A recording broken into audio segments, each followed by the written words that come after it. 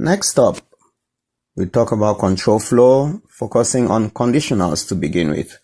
So let's close the previous files, and just to make sure things are a little bit clean, we're going to create a few more files in here, conditionals, and make sure that for each of these files, Python files will always have a .py extension, JavaScript will always have a .js extension, and PHP will always have a .php extension.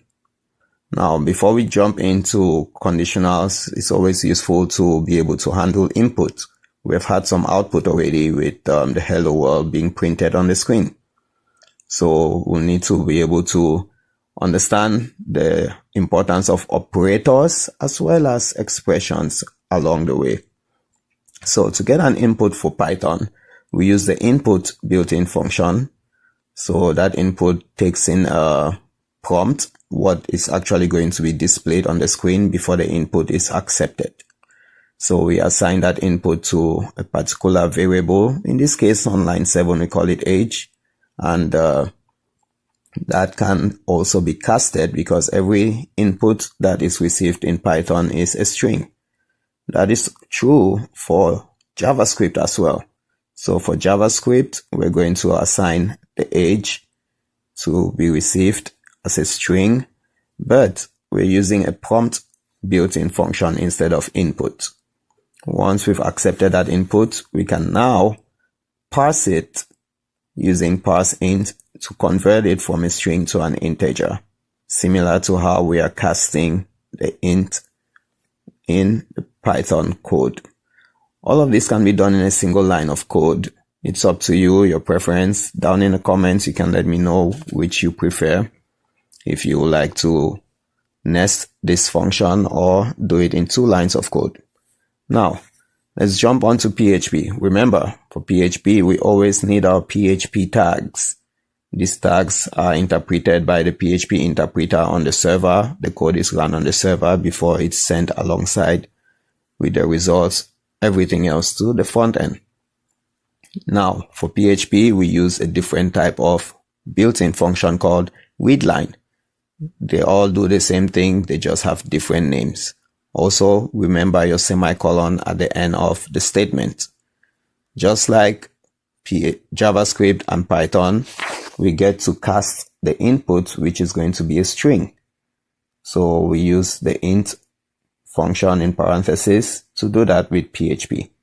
And that covers it for making sure that we have inputs, but always ensure that you clean up your inputs and you also validate it, so sanitize and validate it for errors. Now on to conditional execution. Python, again, straightforward. You have a simple if statement which you use with indentations. Remember, blocks of code are indented and we use our white spaces as well. And we check for a condition using the operator. If the age is greater than 18, just print out that you're an adult. It's very similar for JavaScript, but JavaScript uses curly braces instead of indentations for a block of code. Here we can just output the same thing using console.log for our output. PHP, along the same lines with JavaScript, uses curly braces. Again, curly braces are going to hold the blocks of code. It could be 1 line, it could be multiple lines, it's up to you.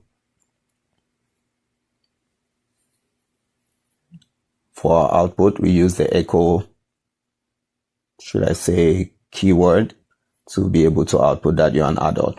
That is just a simple condition. In some cases, you might need an alternative, either or. If you need an alternative, for Python, it's easy. You just slap an else statement in there. Make sure you pay attention to your indentation. Otherwise, you might have some error messages for syntax. The same with JavaScript, you add a else block and make sure that you use curly parentheses as well. And from that, you can simply output what you want as the alternative. PHP, pretty much the same thing. Output something else for the alternative and you're good to go. That simply covers it for JavaScript, PHP, and Python in terms of having these simple conditionals. But conditions could get a little bit complicated when we start looking at chained conditions or nested conditions. Think about grades, A grade, B grade, C grade, and so on. Now, you also have to remember that we have many different operators, as we don't necessarily have to check greater than, we can check less than, and so on. Those are all comparison operators. We have arithmetic operators as well as logical and assignment operators. Down in the comments, I'll encourage you, let me know if you know the differences between how and or combination operators are used in Python, JavaScript, and PHP. Or if you'd like me to share more information, reach out, subscribe to my channel. More videos are coming up. Others are already out there. Make sure you watch them, and I enjoy your comments as well. Now, for PHP and for JavaScript, you might also have other ways in which you handle conditions. Okay. In this case, I'm talking about switch statements. A switch statement is more elegant, but it is not the case, or it is not used in Python. Now let's expand this a little bit and take a quick look at switch statements in PHP. So before you start with your switch statement, again, we're going to get a user's input and then convert that input to an integer, which will take care of that later on. For a switch statement, I think I need to make sure that I use my semicolon at the end. Yep. Now, for a switch statement, you get a parameter that's passed to the switch statement, and then you have several cases. If that parameter evaluates to a particular case or a value that's passed for the case, then that output is given and we break out of that loop. Now, the parameter could be a condition, an expression, or whatever expression you have. And just like that, you can have as many different cases as you wish. At the end of the day, you want to have a final case to be able to capture anything that doesn't fall within the options that you have. You know, in some cases, if-else statements, you use the keyword finally in some programming languages. But in the case of switch statements, you use the default keyword to be able to output what needs to be outputted or evaluated if the rest do not work. So like I said, switch statements also work for JavaScript.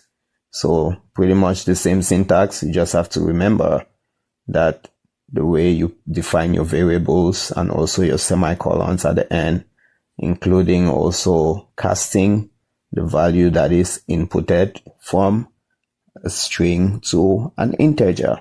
Make sure that our values are always going to be correct within our switch statement, or we can just use strings in the cases if we prefer to not have to cast it. But it's up to you. Your approach is what makes it optimal for the case in point that we're trying to achieve for our business logic.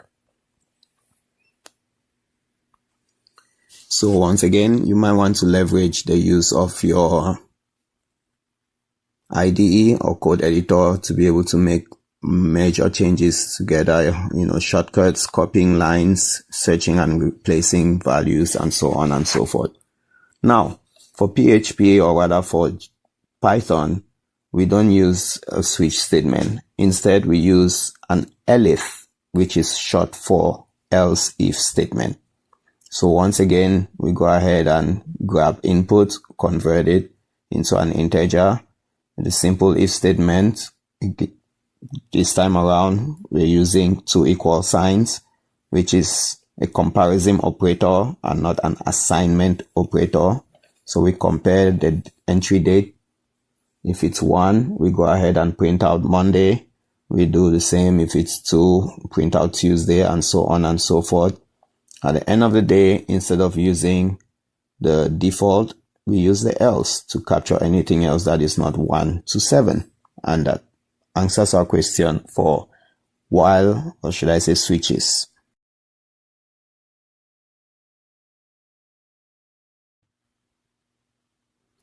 Now, let's take a look at loops and iterations.